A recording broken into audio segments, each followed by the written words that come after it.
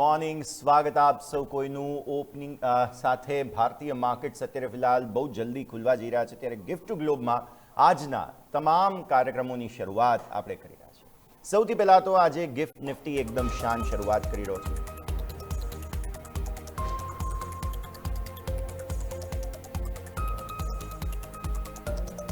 નજર કરીએ સૌથી પહેલા હેડલાઇન્સ પર. ભારતીય માર્કેટ માટે સુસ્ત સંકેત. ગિફ્ટ નિફ્ટી 20 પોઈન્ટ ઉપર. એફઆઈની 4700 કરોડની કેશમાં વેચવાલી, પરંતુ વાયદામાં શોર્ટ કવરિંગ. એશિયન માર્કેટ્સમાં તેજી. અમેરિકન માર્કેટ્સ ઉપલા સ્તરોથી ઘટ્યા. પશ્ચિમી એશિયામાં યુદ્ધ અને સ્ટ્રેટ ઓફ હોર્મુઝની અનિશ્ચિતતાને લઈને ક્રૂડમાં તેજી યથાવત. બ્રેન્ટ ક્રૂડ હજુ પણ $102 પાર. ફેડની પોલિસી પહેલા સોનામાં ફ્લેટ કામકાજ. ચાંદી $80 આસપાસ, સોનું $5100 પાર. બજારની નજર આજે રાત્રે આવનાર ફેડના નિર્ણય પર. ઈરાને તેની સિક્યુરિટી ચીફ અલી લારિઝાનીના ઇઝરાયલના હુમલામાં મોતની કરી જાહેરાત. ઈરાને પણ સેન્ટ્રલ ઇઝરાયલ પર હુમલા ઝડપી કર્યા. નાટો દેશોની મદદ ન મળવાથી ટ્રમ્પ ગિન્નાયા. કહ્યું, અમને કોઈની જરૂર નથી. ટ્રમ્પે ચીનની મુલાકાત પણ રદ કરી. ટાટા સ્ટીલના બોર્ડે નીલાંચલ ઇસ્પાત નિગમના મર્જરને આપી મંજૂરી. સાથે જ વિદેશી સબસિડિયરી ટી સ્ટીલ હોલ્ડિંગમાં શેર સબસ્ક્રિપ્શન દ્વારા 18,000 કરોડ રૂપિયાના રોકાણને આપી મંજૂરી.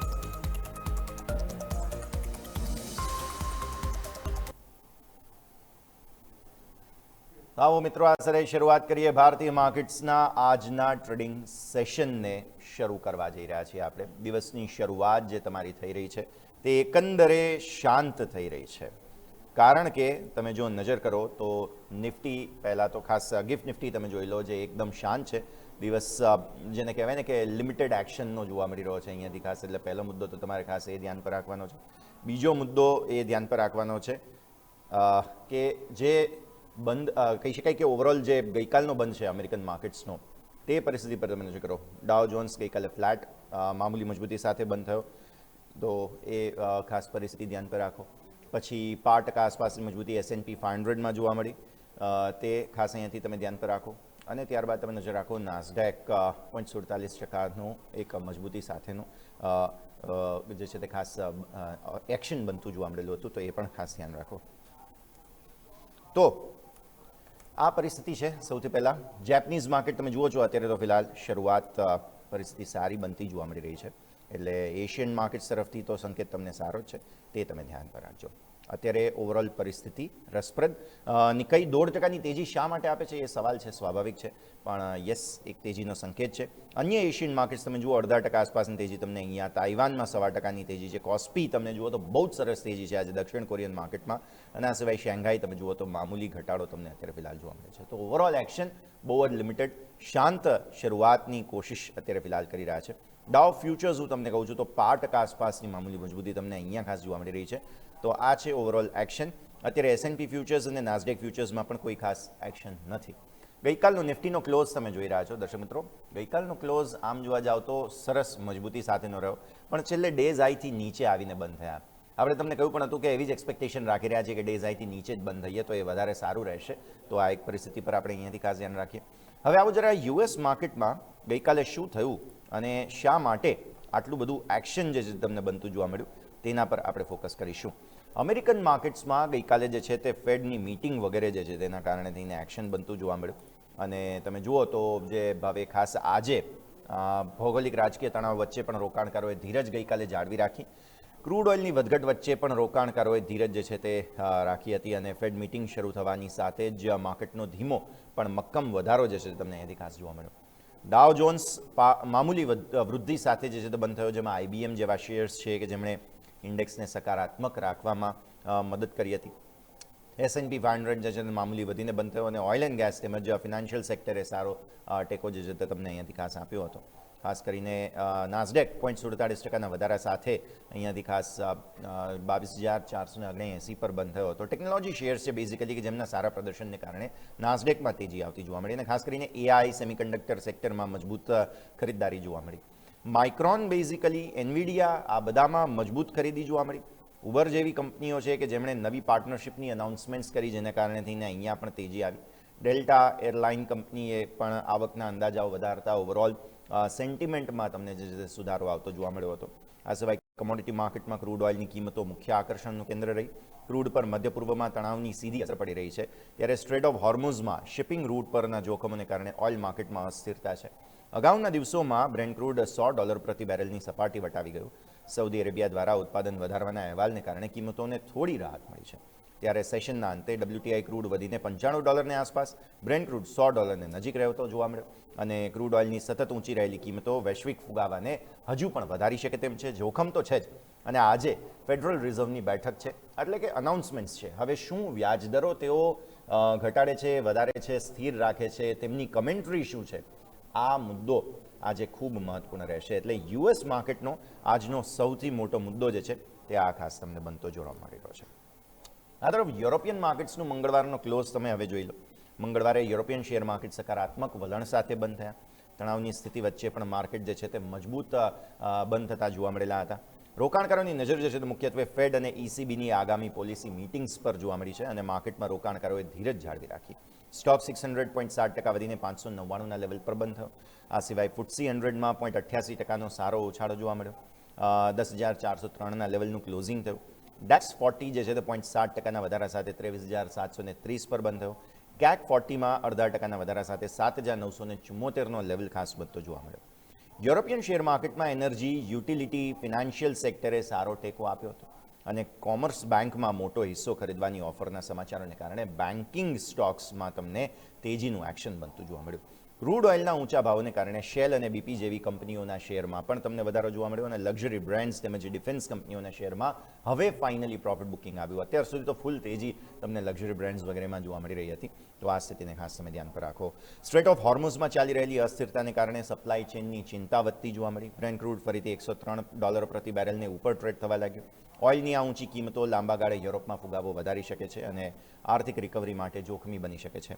અનિશ્ચિતતાઓને કારણે સુરક્ષિત રોકાણ તરીકે સોનાની માંગ જળવાઈ રહી અને કરન્સી માર્કેટમાં અમેરિકી ડોલર સામે બ્રિટિશ પાઉન્ડ અને યુરોમાં મજબૂતી રહેતી જોવા મળી. યુરોપિયન શેર માર્કેટ અને બેન્કિંગ એનર્જી શેરના સહારે અત્યારે સ્થિર જોવા મળી રહ્યા છે. તો યુરોપિયન માર્કેટ પણ તમે અત્યારે ફિલહાલ ધ્યાન પર રાખો. ગઈકાલે અમેરિકામાં બહુ ઉથલપુથલ થઈ.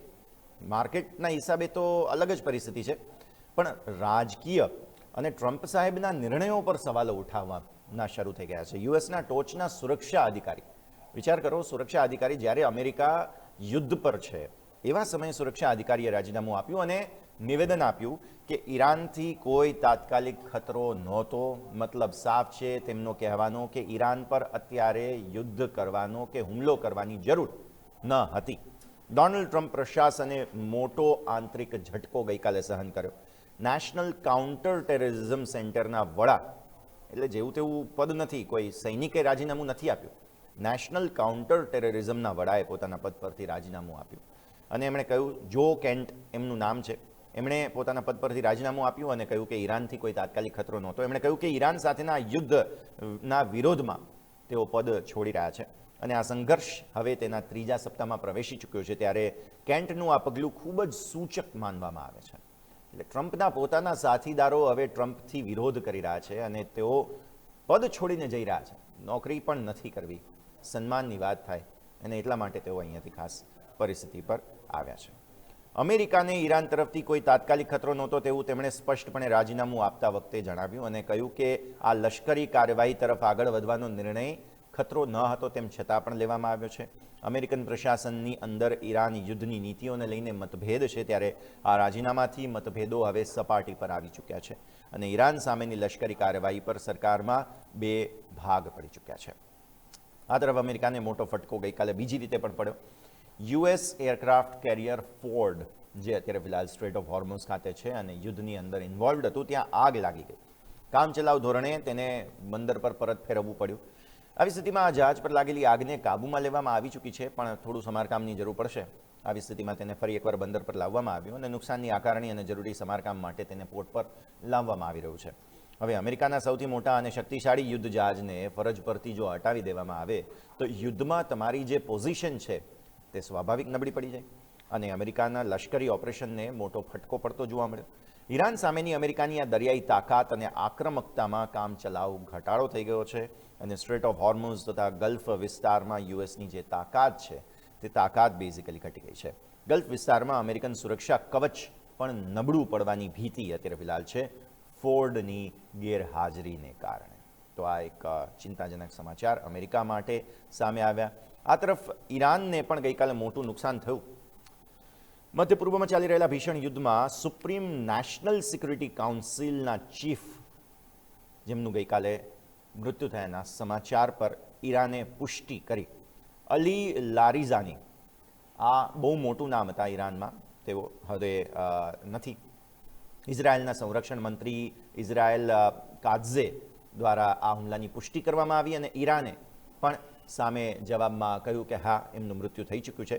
ત્યારે તહેરાનમાં કરવામાં આવેલ આ અત્યંત સચોટ હવાઈ હુમલામાં લારીઝાનીનું મૃત્યુ થયું.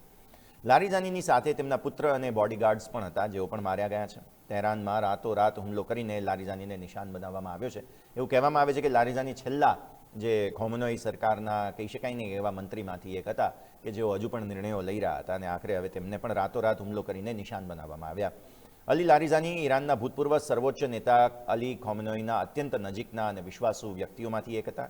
લારીઝાની ઈરાનની સુરક્ષા અને રાજકીય રણનીતિનું મહત્વનું સંચાલન પણ કરી શકતા હતા અને ખોમનોઈના મોત બાદ લારીઝાની મહત્વનું સંચાલન કરતા હતા. ઇઝરાયેલે અન્ય એક હુમલામાં ગુલામ રેઝા સુલેમાનીને પણ ઠાર કર્યા. બાસીજ પેરામિલિટરી ફોર્સના તેઓ કમાન્ડર હતા અને લારીઝાનીનું મોત ઈરાનના સૈન્ય અને રાજકીય માળખા માટે અત્યંત મોટી ખોટ તરીકે સામે આવી રહ્યું છે. આ તરફ ગઈકાલે યુએઈ પર મોટા હુમલા કરવામાં આવ્યા. ઈરાને યુએઈ એટલે કે યુનાઇટેડ અરબ અમીરેટ્સના એનર્જી ઇન્ફ્રા પર મોટો હુમલો કર્યો. ગેસ ફિલ્ડમાં ગઈકાલે આગ ફાટી નીકળી હતી. સ્ટ્રેટ ઓફ હોર્મુઝ પાસે એક ટેન્કર હતું કે જ્યાં પણ સ્ટ્રાઇક કરવામાં આવી. મધ્ય પૂર્વમાં ભૌગોલિક રાજકીય તણાવ અત્યારે ફિલહાલ પીક પર છે, ત્યારે યુએઈના મુખ્ય એનર્જી ઇન્ફ્રાસ્ટ્રક્ચર પર સીધો હુમલો કરવામાં આવ્યો હતો. યુએઈના એક મહત્વપૂર્ણ ગેસ ફિલ્ડમાં ભયંકર આગ ફાટી નીકળી હતી અને ફુજેરાના દરિયા કિનારે એક ઓઇલ ટેન્કરને પણ નિશાન બનાવવામાં આવ્યું. વિશ્વના સૌથી મહત્વપૂર્ણ ઓઇલ ટ્રાન્ઝિટ રૂટ પૈકીનો એક છે સ્ટ્રેટ ઓફ હોર્મુઝ અને આ ઘટનાને કારણે વૈશ્વિક એનર્જી સપ્લાય ચેઇન ફરી એકવાર ખોરવાઈ જવાની ભીતિ છે. મધ્ય પૂર્વના નવા સંકટની સીધી અસર ક્રૂડ ઓઇલ અને ગેસના વૈશ્વિક સપ્લાય પર પડી શકે છે, જેના કારણે ભડકો થવાની અપેક્ષાઓ જે છે તે અત્યારે ફિલહાલ ક્રૂડના ભાવોમાં જોવા મળી શકે તેમ છે. આ સાથે દર્શક મિત્રો, હવે એક નાનકડા વિરામનો અત્યારે ફિલહાલ સમય, બ્રેક લઈશું અને બ્રેક બાદ ગિફ્ટ ટુ ગ્લોબમાં આપણે ચર્ચા કરીશું કે કઈ રીતે આ તમામ સંકેતો ભારતીય શેર માર્કેટને અસર કરશે. બ્રેક બાદ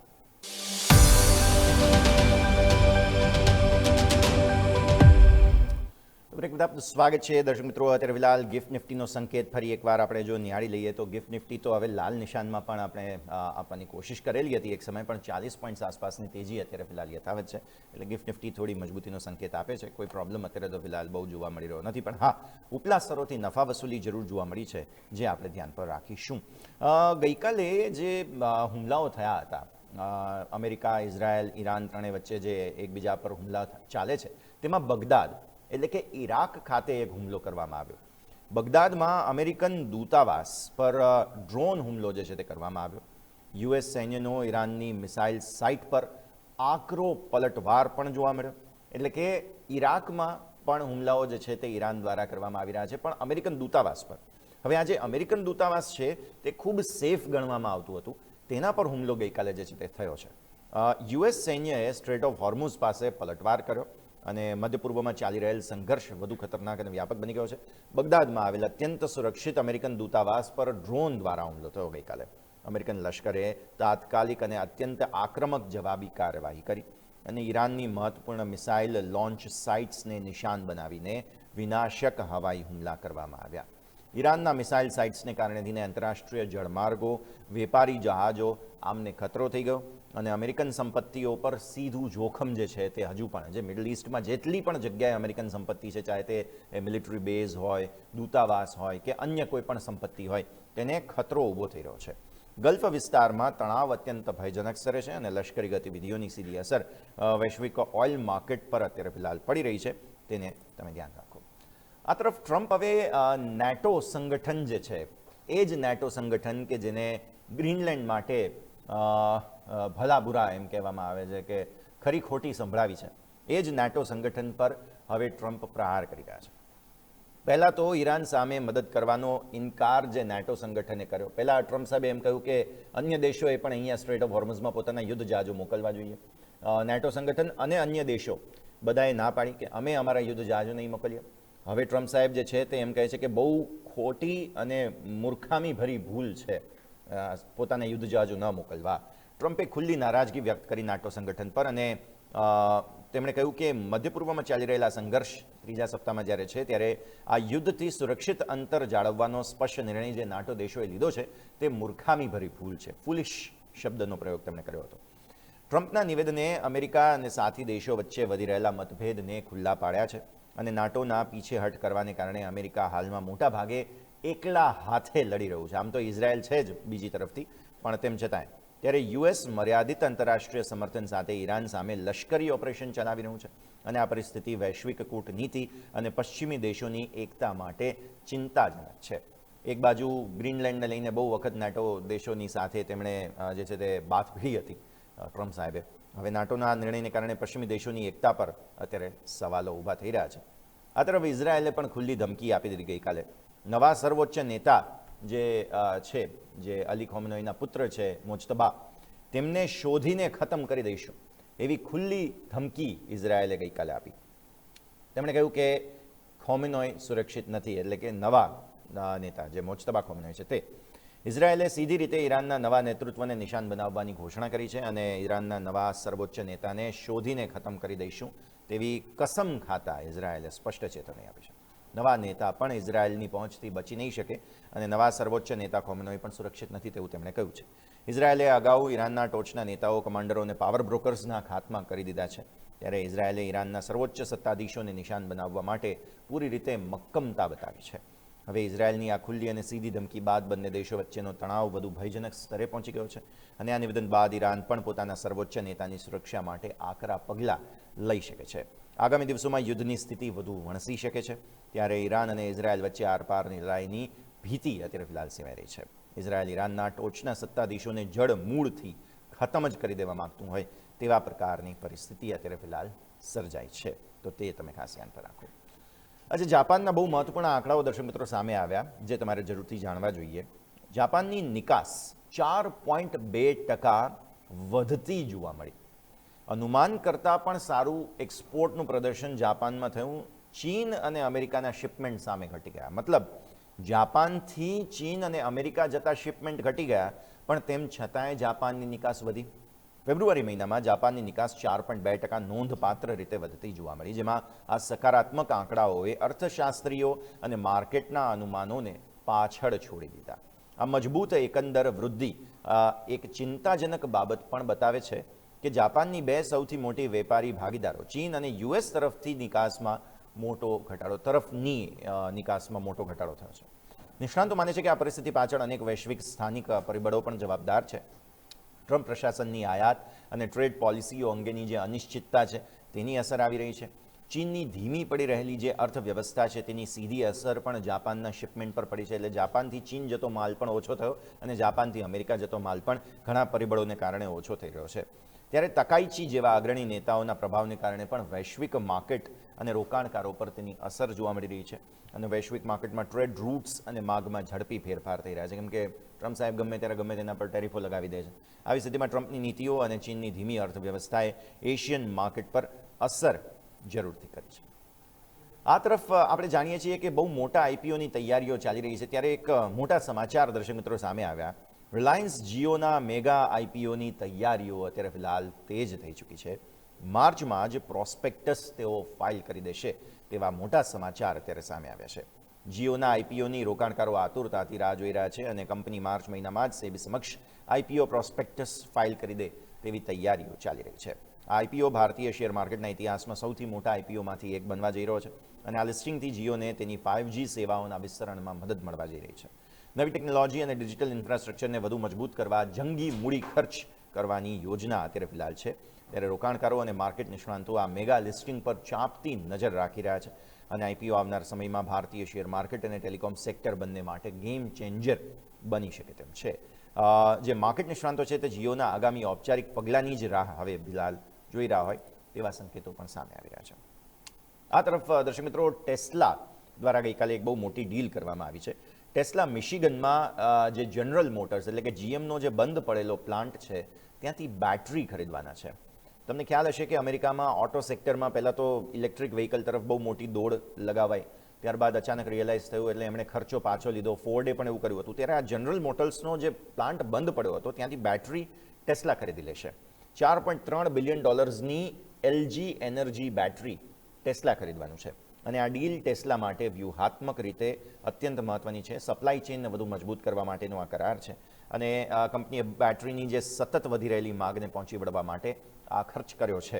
મિશિગનની આ બંધ પડેલા પ્લાન્ટની અંદર ફરી એકવાર બેટરીનું ઉત્પાદન અને સપ્લાય પણ શરૂ થઈ જવાના છે. અને ઉત્પાદન સપ્લાય શરૂ થવાને કારણે સ્થાનિક સ્તરે રોજગારીની નવી તકો પણ ઉત્પન્ન થવા જઈ રહી છે. આ તરફ તમે જુઓ તો આ ડીલ છે તે ચીન પરની નિર્ભરતા ઘટાડવાની દિશામાં પણ એક સકારાત્મક પગલાં તરીકે તમે તેને જોઈ શકો છો. તો આ મુદ્દાને પણ તમે અહીંયાથી ખાસ ધ્યાન રાખો. અચ્છા, આ તરફ આગળ વધીએ અને હવે એક વખત એફઆઈઆઈ અને ડીઆઈનો સંકેત હું તમને ફટાફટ દર્શક મિત્રો જણાવી દઉં. વિદેશી રોકાણકારો ગઈકાલે જે છે તે ફરી એકવાર બહુ રસપ્રદ કારોબાર કરીને ગયા છે. આટલા દિવસોથી મોટી વેચવાલી તો કરી જ રહ્યા છે. ગઈકાલે પણ કેશ માર્કેટમાં 4,741 કરોડ રૂપિયાની વેચવાલી તેમણે કરી. પણ 2 દિવસથી તમે જુઓ ઇન્ડેક્સ ફ્યુચર્સમાં તેમને ખરીદદારી જબરદસ્તી કરવી પડી રહી છે. ગઈકાલે 5,225 કરોડની કેશમાં ખરીદદારી ડીઆઈએસે કરી અને એટલે જ માર્કેટ 0.5% વધતા જોવા મળ્યા. પણ ફ્યુચર્સ પર નજર કરો, 1,026 કરોડના નિફ્ટીના ફ્યુચર્સ ખરીદવા પડ્યા, એટલે શોર્ટ કવરિંગ. 290 કરોડના બેંક નિફ્ટીના ફ્યુચર્સ ખરીદવા પડ્યા, અગેન શોર્ટ કવરિંગ. આ તરફ તમે નજર કરો ઇન્ડેક્સ ઓપ્શન્સ પર, ઓપ્શન્સમાં પણ 5,942 કરોડના ઓપ્શન્સ વેચવામાં આવ્યા છે. નેક્સ્ટ સ્લાઇડ આપી દો સ્ક્રીન પર. 5,652 કરોડના ટોટલ ઓપ્શન્સની વેચવાલી છે, જેમાં ફિન નિફ્ટી અને મિડ કેપ સિલેક્ટ બંનેના ઓપ્શન્સ જે છે તે ખરીદવામાં આવે છે. 234 કરોડના ફિન નિફ્ટીના ઓપ્શન્સ ખરીદાયા છે અને મિડ કેપ સિલેક્ટના ઓપ્શન્સ પણ 159 કરોડના ખરીદાયા છે, જે સ્ટ્રેટેજી ચેન્જ બતાવે છે. અત્યાર સુધી અહીંયા શું હતું, શોર્ટ સાઇડની પોઝિશન્સ હતી, તેમણે થોડું કવર કર્યું છે, જે સ્ટ્રેટેજી ચેન્જ બતાવે છે. એટલે શોર્ટ ટર્મ આઉટલુકના હિસાબે તમે જુઓ તો તેઓએ ઓપ્શન સાઇડ હવે હેજિંગ કરીને થોડા પોતાના શોર્ટ પોઝિશન્સ કાપ્યા હોય તેવું જોવા મળે છે. ફ્યુચર્સમાં પણ આપણે જોઈ રહ્યા છીએ. આ તરફ તમે સ્ટોક ફ્યુચર અને સ્ટોક ઓપ્શન જુઓ તો ત્યાંથી પણ વેચવાલી જે છે તે ઓછી જરૂર થઈ છે. એટલે આ સ્થિતિ પર તમે નજર રાખવાની રહેશે. અને સ્વાભાવિક છે, છેલ્લે વોલ્ટિલિટી ઇન્ડેક્સ ગઈકાલે ખાસો એવો કંટ્રોલમાં આવીને બંધ થયો હતો અને આજે પણ ઘટશે હજુ, કેમ કે ક્રૂડના ભાવો તમારા જે છે તે સતત ઘટી રહ્યા છે. અત્યારે પણ તમે જુઓ તો $102 આસપાસનો ભાવ તમને ક્રૂડમાં જોવા મળી રહ્યો છે. નો ડાઉટ આજનો દિવસ મહત્વનો, કારણ કે યુએસ એફઓએમસીની જે બેઠકનું આયોજન છે ફેડરલ રિઝર્વ દ્વારા શું નિર્ણય લેવામાં આવે છે એના પરથી આવતીકાલે સવારે વધારે મહત્વપૂર્ણ નિર્ણયો જાહેર થશે અને માર્કેટ વધારે રિએક્શન આપશે. પણ આજે પણ બંને તરફી કારોબાર સ્વિંગ્સ માર્કેટ બતાવી શકે તેમ છે. તો આ સાથે દર્શક મિત્રો આજના ગિફ્ટ ગ્લોબમાં આપણે સમજ્યા કે મોટા સમાચાર કયા કયા છે, તેને કારણે થઈને અસર તમને જે છે તે માર્કેટમાં આવતી જોવા મળી શકે તેમ છે. અને સાથે સાથે આજે જે ગિફ્ટ નિફ્ટી નાનકડી રેન્જનો સંકેત આપે છે, તો શું આટલા દિવસોની જે શોર્ટ કવરિંગ છે ઇન્ડેક્સ ફ્યુચર્સની તે આજે પણ યથાવત રહેશે કે કેમ, નજર કરીશું. આ સાથે જ ગિફ્ટ ગ્લોબમાં હાલ બસ આટલું જ. મને યશના આપશે રજા. એક બ્રેકનો સમય અને બ્રેક બાદ મારા સહયોગી અજય અને યોમિક લઈને આવી રહ્યા છે ઇન્ટ્રાડે ગેમ, જેમાં 20 મહત્વપૂર્ણ શેર્સની વાત કરીશું. ગઈકાલે પણ અમે મહત્વપૂર્ણ શેર્સની ચર્ચા કરી હતી, જેમાં સારું મોમેન્ટમ જોવા મળ્યું. આજે પણ ફરી એકવાર આવા શેર્સની ચર્ચા કરીશું. બ્રેક બાદ.